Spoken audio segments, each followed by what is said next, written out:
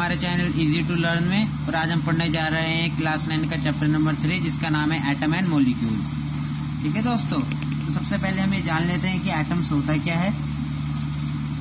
Simple definition इसकी atoms की, the smallest और indivisible part of a matter is called atom। मतलब किसी भी मैटर का सबसे छोटा पार्ट जिसे और आगे डिवाइड ना किया जा सके। मान लीजिए ये एक मैटर है और इसका सबसे छोटा पार्ट जिसे आगे और डिवाइड ना किया जा सके, मतलब और तोड़ा ना जा सके, ये इस इंडिविजुअल पार्ट को बोलेंगे क्या? एटम। ठीक है दोस्तों, सिंपल सी डेफिनेशन है एटम की। मॉलिक्यूल क्या होता है? मॉलिक्यूल भी बहुत ही सिंपल है दोस्तों। जब हम दो या दो से ज्यादा एटम्स को कंबाइन करते हैं ना तो मॉलिक्यूल बनता है। यानी जब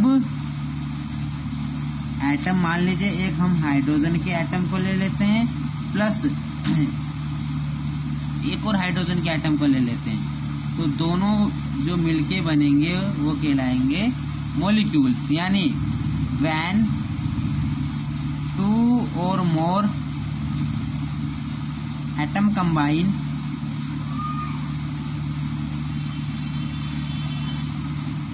is formed a molecule। ठीक है दोस्तों, ये तो हुई सिंपल डेफिनेशन एटम की और मॉलिक्यूल्स की। इस चैप्टर में हमें पढ़ना क्या है? और फर्स्ट टॉपिक है law of chemical combination. Law of chemical combination में हमें दो लॉ पढ़ने हैं।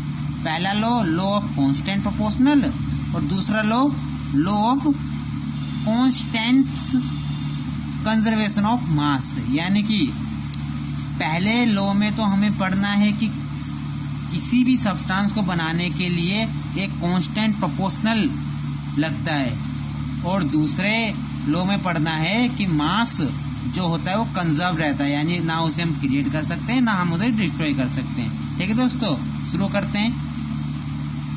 लॉ ऑफ कांस्टेंट प्रोपोर्शनल, ये सीख लेते हैं दोस्तों। और ये समझाने के लिए मैं एक छोटा सा एग्जांपल दूंगा H2O बनने का। ठीक है दोस्तों, हम H2O बनाने के लिए क्या करते हैं? हाइड्रोजन के 2 एटम लेते हैं और ऑक्सीजन का 1 एटम लेते हैं, तभी तो बनता है ना हमारा वाटर। ऐसा तो नहीं हम हाइड्रोजन 3 ले ले, ऑक्सीजन 4 ले ले, जितने मर्जी ले ले, नहीं ना। एक कांस्टेंट प्रोपोर्शनल होना चाहिए।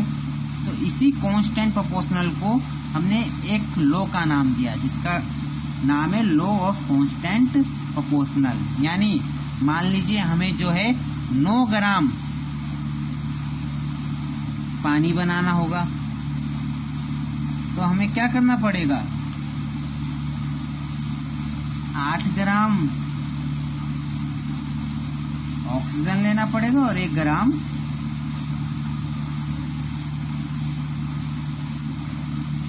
हाइड्रोजन लेना पड़ेगा, तभी हमारा 9 ग्राम बनेगा। अगर हमें 18 ग्राम बनाना है, यानी पानी को डबल करना है, तो हमें ऑक्सीजन भी डबल करना पड़ेगा और हाइड्रोजन भी डबल करना पड़ेगा। यानी 16 ग्राम हो जाएगा हमारा ऑक्सीजन और 2 ग्राम हो जाएगा हमारा हाइड्रोजन। यानी जितना ये बढ़ेगा उतना ही ये सब्सटेंस भी बढ़ेगा। इसी लॉ को नाम दिया गया है लॉ ऑफ कांस्टेंट प्रोपोर्शनल। और सेकंड लॉ है हमारा law of conservation of mass. ये तो काफी इजी है। लॉ ऑफ कंजर्वेशन ऑफ,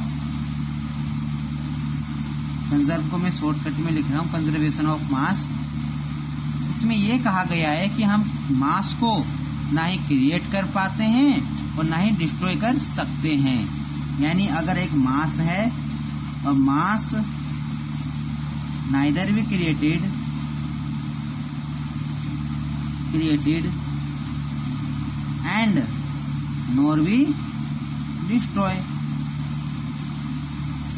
जैसे कि हम एक एग्जाम्पल ले लेते हैं। मान लीजिए इधर हाइड्रोजन का जो मास है वो 2 ग्राम है और इधर ऑक्सीजन का जो मास है वो 16 ग्राम है। तो पानी कितना बनेगा? पानी बनेगा हमारा 18 ग्राम। क्या दोस्तों? यानी हम जितना रिएक्टेंट का मास होगा उतना ही प्रोडक्ट का भी मास होगा। ये तो हुए हमारे एटम्स मॉलिक्यूल्स की डेफिनेशंस और दोनों लॉ के कॉन्सेप्ट। अगले वीडियोस में हम पढ़ेंगे डाल्टन की थ्योरी एंड आगे का चैप्टर। इसी तरीके से वीडियो देखने के लिए वीडियो को लाइक कीजिए, चैनल को सब्सक्राइब कीजिए एंड कमेंट में जरूर अपना विचार दीजिए। धन्यवाद।